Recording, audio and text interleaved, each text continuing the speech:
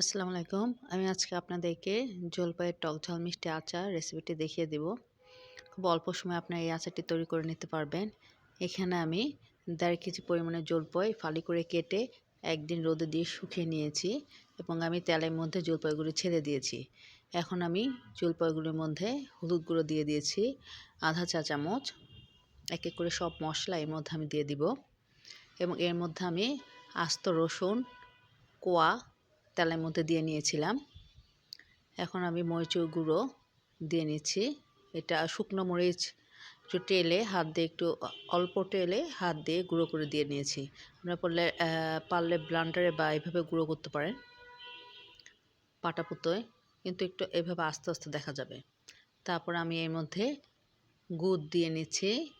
আপনারা গুড় না থাকলে চিনি দিয়েও এই আচারটি করতে পারবেন এবং গুড় চিনি দুটোই দিতে পারবেন।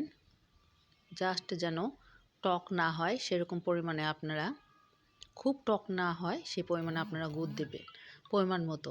এবং সব আমি আস্তে আস্তে এভাবে অল্প আঁচে নেড়ে নিচ্ছি। খুব জোরে আঁচে এই আচারটি তৈরি করা দরকার নেই। খুব অল্প আঁচে আস্তে আস্তে সেদ্ধ হবে এবং এর থেকে পানি ছাড়বে। পানিগুলো শুকিয়ে গেলেই আচার হয়ে যাবে। দেখেন এর মধ্যে আমি আস্ত রসুনের কোয়া দিয়েছি এবং সব মশলা একটু একটু করে দিয়ে নিয়েছে।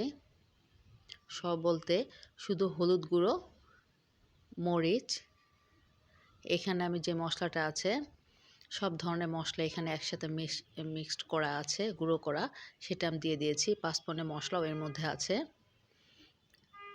জিরা গুঁড়া, ধনে গুঁড়া সব এর মধ্যে একসাথে। এভাবে আস্তে আস্তে আপনারা জাল করে নেবেন। অনেকক্ষণ পর দেখেন এরকম কালার চলে আসবে। তৈরি হয়ে গেল আপনার জলপাই টক ঝাল মিষ্টি আচার। আসসালামু আলাইকুম।